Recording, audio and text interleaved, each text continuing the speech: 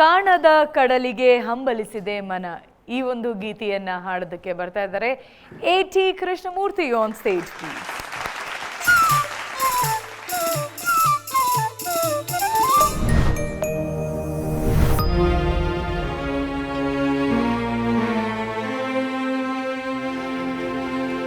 ಕಾಣದ ಕಡಲಿಗೆ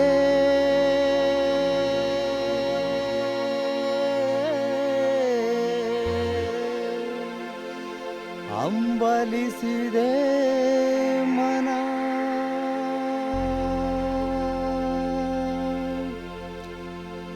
ಕಾಣದ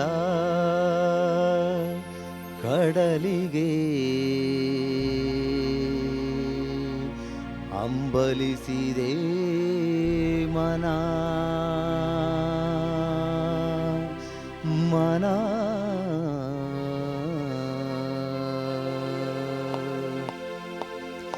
ಕಾಣದ ಕಡಲಿಗೆ ಹಂಬಲಿಸಿದೆ ಮನ. ಕಾಣದ ಕಡಲಿಗೆ ಹಂಬಲಿಸಿದೆ ಮನ. ಕಾಣಬಲ್ಲೆನೆ ಒಂದು ದಿನ ಕಡಲನು ಕೂಡಬಲ್ಲೆನೆ ಒಂದು ದಿನ. ಕಾಣಬಲ್ಲೆನೆ ಒಂದು ದಿನ ಕಡಲನು ಕೂಡಬಲ್ಲೆನೆ ಒಂದು ದಿನ. ಕಾಣದ ಕಡಲಿಗೆ ಹಂಬಲಿಸಿದೆ ಮನ.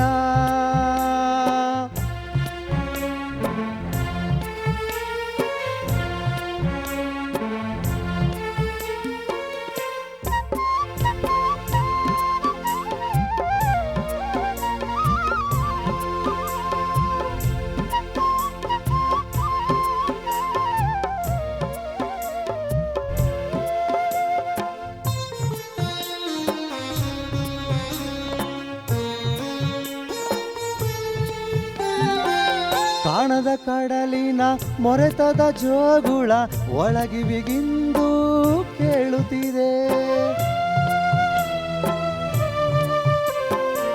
ಕಾಣದ ಕಡಲಿನ ಮೊರೆತದ ಜೋಗುಳ ಒಳಗಿವಿಗಿಂದು ಕೇಳುತ್ತಿದೆ. ನನ್ನ ಕಲ್ಪನೆಯು ತನ್ನ ಕಡಲನೆ ಚಿತ್ರಿಸಿ ಚಿಂತಿಸಿ ಸುಯ್ಯುತ್ತಿದೆ. ಎಲ್ಲಿರುವುದೋ ಅದು, ಎಂತಿರುವುದು ಅದು, ನೋಡಬಲ್ಲೆನೆ ಒಂದು ದಿನ ಅದರೊಳು ಸೇರಬಲ್ಲೆನೆ ಒಂದು ದಿನ. ನೋಡಬಲ್ಲೆನೆ ಒಂದು ದಿನ ಅದರೊಳು ಸೇರಬಲ್ಲೆನೆ ಒಂದು ದಿನ. ಕಾಣದ ಕಡಲಿಗೆ ಹಂಬಲಿಸಿದೆ ಮನ.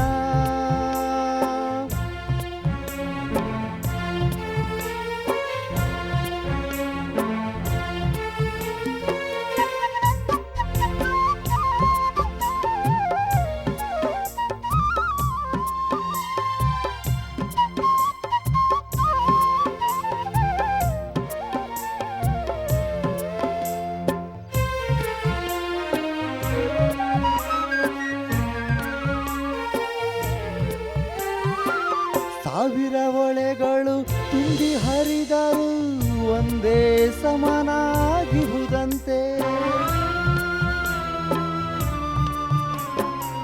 ಸಾವಿರ ಹೊಳೆಗಳು ತುಂಬಿ ಹರಿದರು ಒಂದೇ ಸಮನಾಗಿರುವುದಂತೆ. ಸುನಿಲ ವಿಸ್ತಾರ ತರಂಗ ಶೋಭಿತ ಗಂಭೀರಾಂಬುದಿ ತಾನಂತೆ.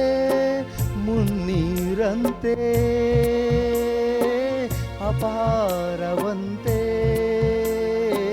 ಕಾಣಬಲ್ಲೆನೆ ಒಂದು ದಿನ ಅದರೊಳು ಕರಗಲಾರೆನೆ ಒಂದು ದಿನ. ಕಾಣಬಲ್ಲೆನೆ ಒಂದು ದಿನ ಅದರೊಳು ಕರಗಲಾರೆನೆ ಒಂದು ದಿನ. ಕಾಣದ ಕಡಲಿಗೆ ಹಂಬಲಿಸಿದೆ ಮನ.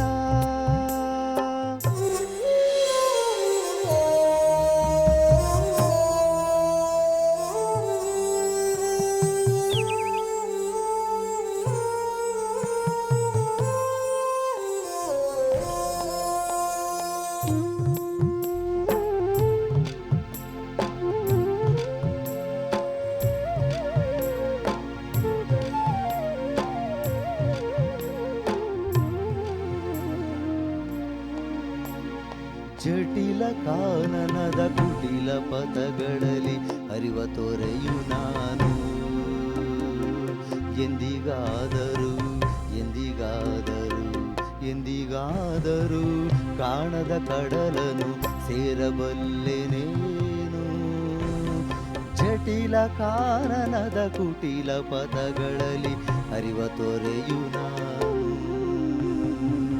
ಎಂದಿಗಾದರೂ ಎಂದಿಗಾದರೂ ಎಂದಿಗಾದರೂ ಕಾಣದ ಕಡಲನು ಸೇರಬಲ್ಲೆನೇನು.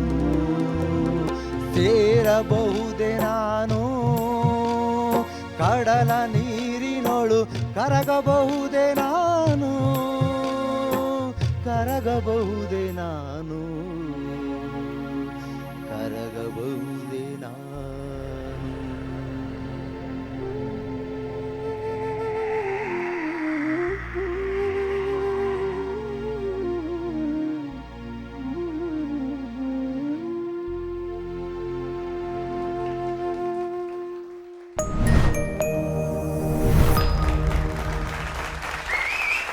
ಮೊದಲನೇದಾಗಿ ನಮ್ಮ ಇಡೀ ವಾದ್ಯ ವೃಂದದವರಿಗೆ ಬರಲಿ ಜೋರಾದ ಚಪ್ಪಾಳೆ.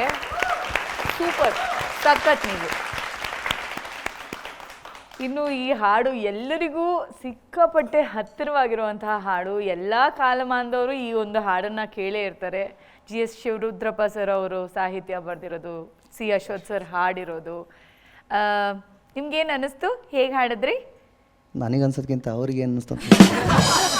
ನೀವು ಎಷ್ಟು ದಿನ ಪ್ರಾಕ್ಟೀಸ್ ಎಲ್ಲ ನನಗೆ ಲಾಸ್ಟ್ ಮಿನಿಟಲ್ಲಿ ಏನಾದರೂ ಮಾಡಿದ್ರಾ? ಮಾಡಿದೆ ಮೇಡಮ್, ಹೊರಗೆ ಒಂದ್ಸಲ ಮಾಡಿದ್ರಾ? ಓಕೆ. ಅರ್ಚನಾ ಮ್ಯಾಮ್. ಕೃಷ್ಣಮೂರ್ತಿ ಅವರೇ ಮೇಡಮ್, ಶಭಾಷ್. Thank you madam, thank you.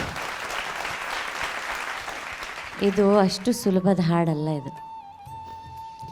Ashwath ಅವರ ಕಾಂಪೋಸಿಷನ್ಗಳ ವಿಶೇಷತೆ ಏನು ಅಂದರೆ ಕೇಳೋದಕ್ಕೆ ಸುಲಭ ಅನಿಸುತ್ತೆ, ಹಾಡಕ್ಕೆ ಹೋದಾಗಲೇ ಅದು ಎಷ್ಟು ಕಷ್ಟ ಅಂತ ಗೊತ್ತಾಗೋದು. ಆಮೇಲೆ ಅವರು ಸ್ವರ ಸಂಯೋಜನೆ ಮಾಡಲ್ಲ. ಆ ಹಾಡಿನ ಆ ಸಾಲುಗಳ ಆ ಪದಗಳ ಡಿಮಾಂಡ್ ಏನಿದೆ, ಪ್ರತಿಯೊಂದು ಪದದ ಡಿಮಾಂಡ್ ಏನಿದೆ, ಅದಕ್ಕೆ ಬೇಕಾದಂತಹ ನೋಟ್ ಹಾಕ್ತಾರಲ್ಲಿ. ಈ ನೋಟಲ್ಲ, ಅದಕ್ಕೆ ಬೇಕಾದ ಸ್ವರಗಳನ್ನು ಅವರಲ್ಲಿ ಜೋಡಿಸ್ತಾರೆ. ಅದು ಆ ರಾಗದಲ್ಲಿ ಇರಲ್ಲ. ಅವರು ಪಕ್ಕ ಒಂದು ರಾಗ ಅಂದರೆ ಇದೇ ರಾಗದಲ್ಲೇ ನಾನು ಕಂಪೋಸ್ ಮಾಡ್ತೀನಿ ಅಂತ ಮಾಡೋಕ್ಕೆ ಹೋಗಲ್ಲ. ಆ ಕವಿಯ ಆಶಯ ಏನು ಹೇಳೋದಕ್ಕೆ ಹೋಗ್ತಾ ಇದ್ದಾರೆ, ಆ ಸಾಹಿತ್ಯದ ಭಾವನೆ ಏನು, ಒಂದೊಂದು ಪದಕ್ಕೂ ಅವರು ಗಮನ ಕೊಟ್ಟು ಅದಕ್ಕೆ ಬೇಕಾದ ಹಾಗೆ ಸ್ವರ ಸಂಯೋಜನೆ ಮಾಡ್ತಾರೆ. ಅದ್ಭುತ. ಅಶ್ವಥ್ ಅವರು ಅದ್ಭುತ. ಆ ಹೆಸರಿಗೆ ತಕ್ಕ ಹಾಗೆ ಅಶ್ವತ್ಥ ಮರವೇ ಅವರು. ಈ ಹಾಡಲ್ಲಿ ಕೂಡ ಯಾವುದ್ಯಾವುದೋ ವಿಭಿನ್ನ ರಾಗದ ಸ್ವರಗಳೆಲ್ಲ ಬರ್ತವೆ. ನಾನು ಇಂಥ ಒಂದು ಹಾಡನ್ನು ಆರಿಸ್ಕೊಂಡ್ಬಿಟ್ರಲ್ಲ ಕೃಷ್ಣಮೂರ್ತಿಯವರು, ನಾನು ಹೇಳಿದ್ದನ್ನು ಇಷ್ಟೊಂದು ಈ ಲೆವೆಲಲ್ಲಿ ಸೀರಿಯಸ್ ಆಗಿ ತಗೊಂಡು ಇಂಥ ಹಾಡಿಗೆ ಕೈ ಹಾಕ್ಬಿಟ್ರಲ್ಲ, ಯಪ್ಪ ಏನು ಹೆಂಗೆ ಹಾಡ್ತಾರೋ ಅಂತ ಒಂದು ನನಗೆ ಟೆನ್ಷನ್ ಇತ್ತು. ತುಂಬ ಚೆನ್ನಾಗಿ ಹಾಡಿದ್ರಿ ಕೃಷ್ಣಮೂರ್ತಿಯವರೇ. Thank you. ಕೆಲವು ಕಡೆ ಭಾವನೆಗಳನ್ನು ತುಂಬ ಚೆನ್ನಾಗಿ ಕೊಟ್ರಿ, ಕೆಲವು ಕಡೆ ತುಂಬ ಸ್ಟೈಲಾಗಿ ಹಾಡಿದ್ರಿ. ಜಟಿಲ ಕಾನನದ ಕುಟಿಲ ಪಥಗಳಲ್ಲಿ ಹರಿವ ತೊರೆಯು ನಾನು. ಈ ಹಾಡಲ್ಲಿ ಎಲ್ಲ ಮೀಂಡ್ಗಳು ಹೀಗೆ ಜಾರತ್ತೆ, ಹೀಗೆ ಬರುತ್ತೆ. ಇಡೀ ಹಾಡೇ ಹುಡುಕಾಟ ಅಲ್ವಾ? ಸೊ ಪ್ರತಿ ಕಡೆ ಆ ಒಂದು ಕ್ವೆಶ್ಚನ್ ಮಾರ್ಕು, ಪ್ರತಿ ಕಡೆ ಆ ಒಂದು ಗಾಂಭೀರ್ಯ, ಅದೆಲ್ಲವನ್ನು ಡಿಮಾಂಡ್ ಮಾಡುತ್ತೆ. ಕೆಲವು ಕಡೆ ತುಂಬ ಚೆನ್ನಾಗಿ ಕೊಟ್ರಿ, ಕೆಲವು ಕಡೆ ಇನ್ನು ಸ್ವಲ್ಪ ಭಾವನೆಗಳು ಇನ್ನೊಂದು ಚೂರು ಹಾಕ್ಬೋದಿತ್ತು ಅಂತ ಅನ್ನಿಸ್ತು. ಕೆಲವು ಸಂಗತಿಗಳು ಮಾಡ್ತಿರಲ್ಲ, ಅದರಲ್ಲಿ ಸ್ವಲ್ಪ ಅನಿಶ್ಚಿತತೆ ಇತ್ತು. ಇನ್ನು ನೀವು ಬಹಳ ಒಳ್ಳೆಯ ದಾರಿಲಿ ಹೋಗ್ತಾ ಇದ್ದೀರಿ ಕೃಷ್ಣಮೂರ್ತಿ ಅವರೇ. ನಿಮ್ಮ ಬೆಳವಣಿಗೆ ನೋಡಿ ನಿಜವಾಗ್ಲೂ ಸಂತೋಷ ಆಯಿತು. ಈ ಸಣ್ಣ ಸಣ್ಣ ಜಾಗಗಳಲ್ಲಿ ಇನ್ನೊಂಚೂರು ಕೆಲಸ ಮಾಡಿದ್ರೆ ಅದ್ಭುತ. Thank you. Very good. God bless you. ಇನ್ನೇನು ಬೇಕಪ್ಪ ಇದಕ್ಕಿಂತ. ಆದರೆ ಅಕಾರ ಹಕಾರಗಳು ಅಂಬಲಿಸಿದೆ ಅಂಬಲಿಸಿದೆ ಅಂತಿದ್ರಿ. ಅಂಬಲಿ ಅಂದರೆ ಮಜ್ಜಿಗೆ, ಅಂಬಲಿ, ರಾಗಿ ಹಿಟ್ಟು ಎಲ್ಲ ಹಾಕಿ ಕಲಸಿ ಈರುಳ್ಳಿ ಹಾಕಿ ಕುಡಿಯೋದು ಅಂಬಲಿ. ಕಾಣದ ಕಡಲಿಗೆ ಹಂಬಲಿಸಿದೆ ಮನ, ಸಾವಿರ ಒಳೆಗಳು ಹೊಳೆಗಳು ಸಾವಿರ ಒಳೆಗಳು ತುಂಬಿ ಹರಿದರು ಒಂದೇ ಸಮನಾಗಿರುವುದಂತೆ. ಈ ಸ್ವರಗಳನ್ನು ಅಷ್ಟು ಮಹಾಪ್ರಾಣದಲ್ಲಿ ಹೇಳೋಂಗಿಲ್ಲ, ಅವೆಲ್ಲ ಸರಳ. ಹ್ರಸ್ವ ಸ್ವರ, ದೀರ್ಘ ಸ್ವರ, ಆದಮೇಲೆ ಬರೋದು ವ್ಯಂಜನಗಳು. ವ್ಯಂಜನಗಳಲ್ಲಿ ಎಷ್ಟು ವಿಧ ಇದೆ? ವರ್ಗೀಯ ವ್ಯಂಜನ. ವರ್ಗೀಯ ವ್ಯಂಜನಗಳಲ್ಲಿ ಯಾವ್ಯಾವುದಿದೆ? ವರ್ಗೀಯದಲ್ಲೇನಿದೆ? ಕಾಯಿಂದ ಅವರ್ಗೀಯ ಯಾವುದು? ಯಾರಳವ, ಶ ಸ ಸ ಹಾಳ ಅಲ್ವಾ? ವರ್ಗೀಯದಲ್ಲಿ ಅಲ್ಪಪ್ರಾಣ, ಮಹಾಪ್ರಾಣ ಮತ್ತು ಅನುನಾಸಿಕ. ಮೇಡಮ್ ಹೇಳ್ತಾ ಇರ್ತಾರೆ ಮೂಗಲ್ಲಿ ಬರ್ತಾವಲ್ಲ ಅವೆಲ್ಲ ಕಂಟ್ರೋಲ್ ಮಾಡಿ ಅಂತ ಹೇಳ್ತಿರ್ತಾರಲ್ಲ, ಮೂಗಲ್ಲಿ ಅನುನಾಸಿಕ, ಮೂಗಿನ ಸಹಾಯದಿಂದ ಉಚ್ಚಾರಣೆ ಮಾಡುವಂಥ ಅಕ್ಷರಗಳು ಅಲ್ವಾ? ನೋಡಿ, ಅಲ್ಪಪ್ರಾಣ ಮಹಾಪ್ರಾಣದ ಬಗ್ಗೆ ಒಂದು ನಿಮಗೆ ಎಕ್ಸ್ಪೆರಿಮೆಂಟ್ ಮಾಡಿ ತೋರಿಸ್ತೀನಿ ನೋಡಿ. ಅಲ್ಪಪ್ರಾಣ ಅಂದರೆ ಏನು? ಪ್ರಾಣ ಅಂದ್ರೇನು? ಪ್ರಾಣ ಅಂದರೆ ಉಸಿರು. ಅಲ್ಪ ಅಂದರೆ ಸ್ವಲ್ಪ ಉಸಿರು ಅಲ್ವಾ? ಮಹಾಪ್ರಾಣ ಅಂದರೆ ಜಾಸ್ತಿ ಉಸಿರು. ಇಲ್ಲಿ ನೋಡಿ, ಒಂದು ಇದಿದೆ ನೋಡಿ, ನೋಡ್ತಾ ಇದ್ದೀರಾ? ಪ್ರಾಣ ಇಲ್ಲಿ ಬರುತ್ತೆ ನೋಡ್ಕೊಳ್ಳಿ. ಕ ಬಂತಾ? ಖ, ಗ, ಘ, ಹ, ಅ, ಹ ಅಲ್ವಾ? ಉಸಿರು ಬಂತಾ? ಅದನ್ನೇ ಉಸಿರು ಎಲ್ಲಿ ಕೊಡಬೇಕು ಅನ್ನೋದು ಭಾಷಾ ವಿಜ್ಞಾನ ಕೂಡ ಕಲಿಸುತ್ತೆ. ಅದನ್ನು ನಾವು ಚಿಕ್ಕ ವಯಸ್ಸಿಂದನೂ ಅಭ್ಯಾಸ ಮಾಡಬೇಕು ಅದನ್ನು ಅಲ್ವಾ? ಕಾಣದ ಕಡಲಿಗೆ ಹಂಬಲಿಸಿದೆ ಮನ ಅಲ್ವಾ? ಹಂಬಲಿಸಿದೆ ಅಂದರೆ ಬೇರೆ ಅರ್ಥ ಆಗ್ಬಿಡುತ್ತೆ. ಅದರಿಂದ ಪದಗಳು ಉಚ್ಚಾರಣೆ ಭಾಳ ಗಮನ ಕೊಡಬೇಕು, ಅದ್ರ ಕಡೆ ಗಮನ ಹರಿಸಿ. Thank you sir. Thank you sir. ಪ್ರೇಮ್ಗಲ್ ಸರ್. ಕೃಷ್ಣಮೂರ್ತಿ ಸರ್, ನೀವು ಹಿಂದೆ ಹಾಡಿದ ಹಾಡುಗಳಿಗೆಲ್ಲ ಮೀರಿ ಹಾಡಿದ, ನಾವು ಮೆಚ್ಚಿದ ಬಹಳ ಚಂದವಾದ ಹಾಡು ಈ ದಿವಸ ನೀವು ನಿಮ್ಮ ಕಂಠದಲ್ಲಿ ಮೂಡಿಬಂತು. ಜೋರು ಚಪ್ಪಾಳೆ. Thank you sir. ಇಷ್ಟು ದಿವಸ ನೀವೇನು ಹಾಡಿದ್ರಿ ಹಾಡುಗಳು ಅದೆಲ್ಲದಕ್ಕಿಂತ ಅತ್ಯುತ್ತಮವಾದ ಹಾಡನ್ನು ಆಯ್ಕೆ ಮತ್ತು ಕಷ್ಟವಾದ ಹಾಡು ಅಂತೂ ಅವ್ರಿಗೂ ಅನಿಸಿತ್ತು. ಅದು ಹೇಗೋ ನೀವು ಸೆಲೆಕ್ಟ್ ಮಾಡಿ ಹಾಡಿದಿರಿ. ಅದು ಮಧ್ಯೆ ಪ್ರಾರಂಭದಲ್ಲಿ ನೀವು ಪಲ್ಲವಿ ಆಡಿದಾಗ ಗಣೇಶ್ ಸಾರು ಮತ್ತು ಕಿರಣ್ ಅವರು ಯೋಚನೆ ಮಾಡಿ ಒಂದು ಸ್ಮಾಲ್ ಬಿಟ್ಟಿತ್ತು ಅಲ್ಲಿ, ಅದ್ರ ಕೊಟ್ಟಿದ್ರೆ ಇನ್ನೂ ಅದಕ್ಕೆ ಕಳೆ ಬಂದಿರೋದು. ಪಲ್ಲವಿ ಫಸ್ಟ್ ಆಡಿದಾಗ ಒಂದು ಬಿಟ್ಟು ಕೊಡೋರು, ಅವ್ರು ಕೊಡೋಕ್ಕಿಂತ ಮುಂಚೆ ನೀವು ತೊಗೊಂಬಿಟ್ರಿ. ಬಟ್ ಒಳ್ಳೆ ಹಾಡನ್ನು ಇವತ್ತೊಂದು ದಿವಸ ನೀವು ಕೊಟ್ಟಿದ್ದೀರಿ, ಗೆದ್ದಿದ್ದೀರಿ. ಇವತ್ತು ಗೆದ್ದಿದ್ದೀರಿ ಅಂತ ಹೇಳಿದ್ರೆ ಈ ಹಾಡು ಮುಖಾಂತರ ನೀವು ನಮಗೆ ಖುಷಿ ಕೊಟ್ಟಿದ್ದೀರಿ ಅಂತ. Thank you so much. Thank you sir.